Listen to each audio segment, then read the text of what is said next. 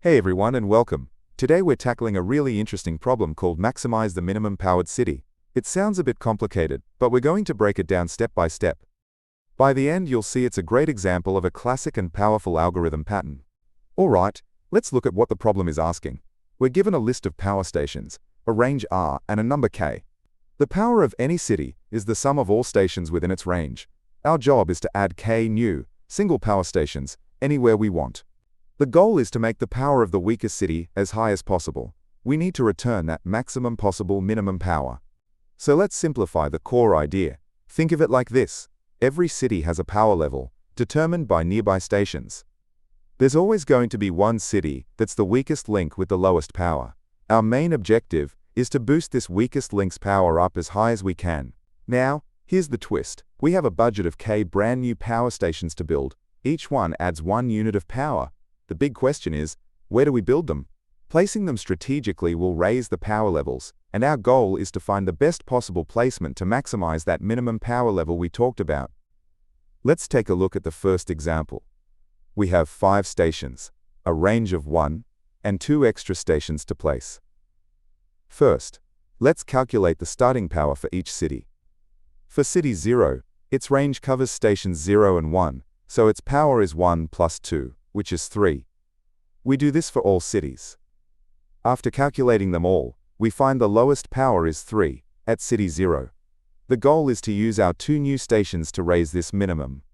But just trying random placements seems really inefficient. There has to be a more structured way. Just a quick heads up. We'll be walking through the solution using Python. But don't worry if that's not your main language. The logic is the same everywhere. I'll be showing the full code for Java, C++, and JavaScript towards the end of the video. Whenever you see a problem that asks you to maximize a minimum or minimize a maximum, a light bulb should go off in your head. Binary search. Instead of trying to figure out the exact number, we can ask a much simpler question. Is it possible to give every city a power of at least X? This yes or no question is perfect for binary search. We can test a value for X. If it's possible, we try an even higher X. If it's not, we have to aim lower. So the core of our binary search is a function, let's call it check, that takes a target power X and tells us if it's achievable. How does it work? We'll use a greedy strategy. We scan our cities from left to right. If we find a city whose power is less than our target X, we have no choice but to add more power stations. To be as efficient as possible, we should place these new stations at the rightmost spot that can still help our current city. This gives them the best chance of also helping cities that come later in our scan. A potential trap here is performance. When we add new stations, they affect a whole range of cities. If we recalculate the power for every city each time, our solution will be too slow. The trick is to be more efficient. We can calculate all the initial power levels in one single pass using a sliding window technique. Then, when our greedy strategy decides to add stations, we'll use another clever trick, often called a difference array or prefix sum, to keep track of the additional power without having to loop over and over again. Okay, we've covered the high-level strategy. Binary search on the answer, with a greedy check function that uses a difference array for speed. Now let's see what this looks like as actual code. I'll put the full solution up on the screen first, and then we'll break down the most important parts together.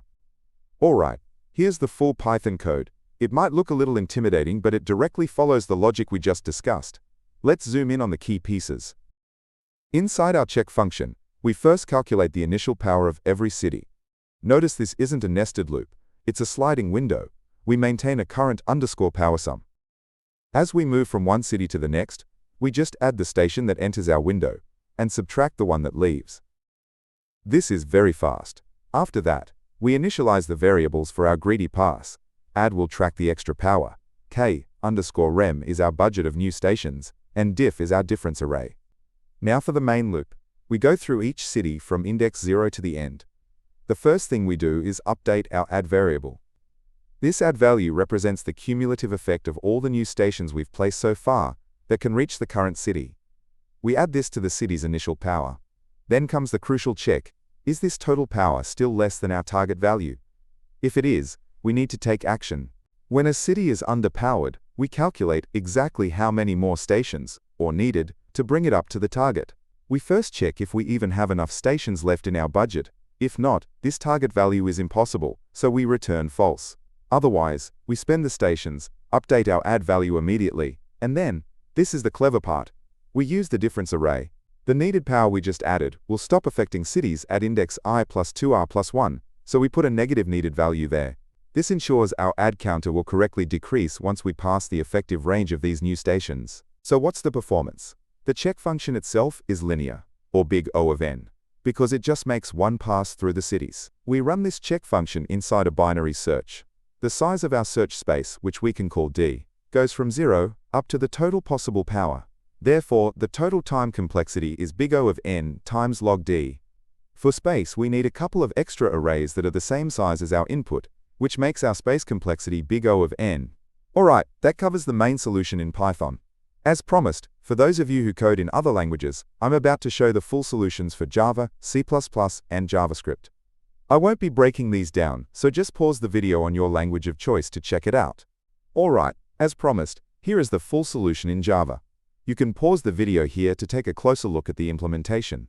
Next up, here is the C++ version of the solution. Again, feel free to pause and review the code. And finally, here is the solution in JavaScript. Hopefully, seeing it in a few different languages helps solidify the concepts. So let's wrap it up with the key takeaways.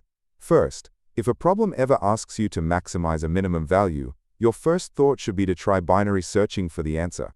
Second, once you have a target value to test, a simple greedy approach, like scanning from left to right, is often the way to check if it's possible. And finally, to make that greedy check efficient, look for ways to avoid slow, repetitive calculations by using techniques like prefix sums or difference arrays. Alright, before we wrap up, I want to quickly show you a personal project I built to solve a problem that always drove me crazy. It's an app called My Daily To-Do. My biggest frustration with every other to-do app was retyping the same things every single day. Go to the gym, review code, work on the daily LeetCode problem. You know the drill. So I built my app around one simple but powerful idea: separating your routine tasks from your one-off tasks. Routine tasks, marked with a little refresh icon, automatically reset for the next day. One-off tasks, like ship new feature, get the little puff of smoke icon, and they disappear for good once you're done. This small change turns a dumb checklist into a smart scheduler. If that sounds useful, you can try it right now on the web. The link is in the description.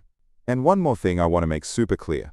Right now, as a thank you for being an early supporter, the app is 100% free. There are no ads, and no subscriptions whatsoever. This means you get access to everything, including really powerful features like presets, which let you save entire task lists and load them with a single tap. Now down the road, creating new presets will likely become part of a premium plan to help support the channel. But, and this is the important part, any presets you create now, while it's all free, are yours to keep and use forever. So it's the perfect time to check it out on the web, play with all the features, and build out your perfect setup at no cost. If you enjoyed this problem and want to keep practicing, the learning doesn't have to stop here. I've organized all my video solutions into handy playlists. Whether you're looking to grind through more LeetCode easy, medium, or hard problems, or you want to master a specific topic like sliding window or dynamic programming, I've got a playlist for you. It's the perfect way to focus your study sessions. Go to the playlist tab and find a playlist that fits your goals. Also, if you're looking for even more LeetCode problems beyond the daily challenge, I've started a second channel called LeetCode Unlocked. It's where I'll be posting solutions to a ton of other problems, so if you're serious about your interview prep, be sure to check it out. The link is in the description below. Hope this LeetCode solution breakdown made sense.